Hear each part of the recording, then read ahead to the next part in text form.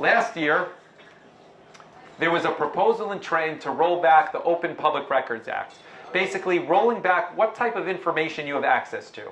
That's the truth. When you file something with your municipal government, what types of things they have to comply with. When the press says we want access to information, what types of things you have to do. Now, I'm going to tell you that there's no way you could define that piece of legislation as good government because it rolled back access to all of you.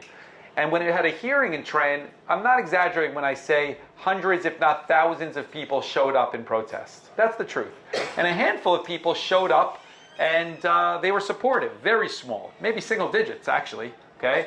And your legislators ended up passing it regardless. Why they end up passing it? They ended up passing it because at the end of the day, they don't feel that they're accountable to you. Because if they felt they were accountable to you, they would have listened to the 1,000 people that were down there because those were voters. But they know that they have a system where a political boss puts them into a position and they know that that system has worked, so they feel ingratiated to that political boss, and if they want to stay there, they got to do what they're told. That's the reality of the situation.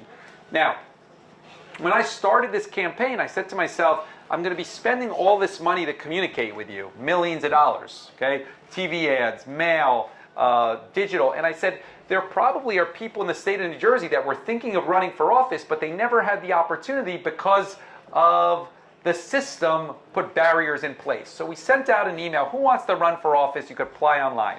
We had 150 people apply, doctors and lawyers and former mayors and council people, really great people. And then I said, I can't choose. So we set up these committees in each county of activists, people that you probably know. And they sat down and interviewed all of these 150 people, and they would land on the ones they thought were good, really compelling stories. Roughly 40 of them are running with me. We're all running with the slogan, Democrats for Change, okay? Now, let's say you love your existing assembly person. Let's say, I think my existing assembly person is the best thing in the world. That's okay, that's your opinion. But I would tell you that you should recognize the fact that a primary is healthy. It creates accountability, it creates better legislation, it forces them to be responsive to you in a different way. And so we're running all these people, and the political establishment hates the fact that I'm doing it, but it really is important to moving the state forward because that accountability metric is important. Nobody should feel like they're entitled to a seat. That's the truth. It's temporary. You got to come in front of you every 2 years and say, can I have your vote again because I earned it by the things that I did? And that doesn't exist today in the same sort of way that it should. So there's 40 of them. One of the ones who's phenomenal happens to be here today, and he's running as part of this county over here. And I want to just turn it over to him to talk a little bit about his background and the reason that he's running and the types of things he wants to do. He's as important to getting over the goal line, really, as I am, because it impacts kind of changing New Jersey. I just want to say one point on this. All of these things, beyond what you may think about on June 10th, 6 days away, are in play that will impact you for the next 10 years, okay? The truth, okay? June 10th, let's say hypothetically I get blown out, okay? And all 40 of these people get blown out as well, okay? It'll send a very clear message that if you are somebody that are aspiring to run for office anywhere in the state of New Jersey, that the only way to get elected is being beholden to that same political apparatus. Because if they're unable to even break through a little bit with $10 million and 1,500 volunteers and policy and meet and greets like that, it'll send a message to somebody that, you know what, there's no way to do it for some period of time until somebody else tries again. That's at stake, okay? What your government looks like on June 10th is definitely at stake. Now, I'm going to tell you what else is at stake, okay? I told you earlier that not every candidate, not all 6 of us can win in November. A lot of reasons. We could talk about that. I believe that to be true. Only a very small subset of the 6 of us can actually win in November. I would suggest the number is probably less than 2. But we'll put that aside for a second, okay? We'll put that aside for a second. I'm going to tell you this, okay?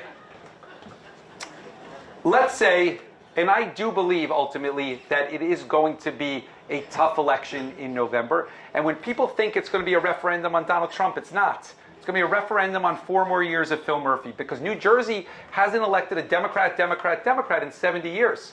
So Jack Ciattarelli is going to say the same thing every day. He's going to say this person who's the nominee is 4 more years of Phil Murphy. You like your taxes? It's 4 more years of Phil Murphy. You like your health care? It's 4 more years of Phil Murphy. You like your energy bill? It's 4 more years of Phil Murphy. And in a room of Democrats, that's okay. In a room of independents and Republicans, that's not a good thing to say. And it's not going to be about Donald Trump because many independents voted for Donald Trump in November.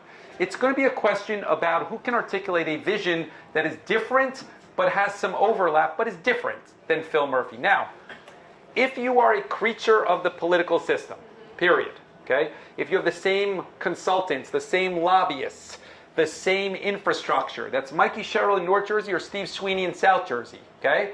If that is your infrastructure that you're starting with, you're dead on arrival come November, because when he says it's 4 more years of Phil Murphy, you're not going to be able to move beyond that, okay? There's no separation that's credible. The only place, the only credible starting point is really where Eric and I are running, that we're saying, listen, the Democratic Party in the state of New Jersey is broken. It's not perfect. They've done some good things, no question about it. There's some good accomplishments, women's reproductive rights, pension funding, gun issues, a lot of things. But there's a lot of things they haven't done well. And if you're starting as an apologist for those last 8 years, you're never going to get out of the starting gate with independence. It's the only lane that's credible because we're talking about political reform. Now, June 10th, you choose who can battle the Republican in November. And not all of us can win. But that's going to have a huge implication because while we in New Jersey are going to be thinking we're going to be fighting it out on a referendum on local issues, affordability, taxes, health insurance, energy, because that's how people vote, based on personal issues. But the rest of the country is going to view it differently. So if you live in Texas, or you live in Georgia, or you live in South Carolina, or you live anywhere else in this country, you're going to look at the 2 races, which is Virginia and New Jersey, and you're going to interpret it as an affirmation or a rejection of Donald Trump, okay? Because you're not going to know it's a personal issue. So if New Jersey elects Jack Ciattarelli and you live in Texas, you're going to say, well, people really like Donald Trump's policies, right? And you're not going to view it the same way that we're going to experience it here. And I share that with you because that message from Virginia and New Jersey will play a huge role in the midterm elections next year, okay? The tone of the midterm elections, what type of funding goes into the midterm elections, how competitive we are, all of those things are a byproduct of what happens in November. And I share that with you because people in this room as the starting point may be saying, okay, we're 6 days away and I'm just going to talk about who has the best plan on housing or who has the best plan on trains, because that's what I'm going to think about. And I'm going to urge you to think about the bigger implications of this. It's a little bit bigger than that, because who you choose in June is going to give you the best fight for November, whoever you think that person is, and who you choose in November, win or lose, is going to have a huge impact on what the midterms look like nationally next year. Vote for Steve on June 10th. He's working for all of us.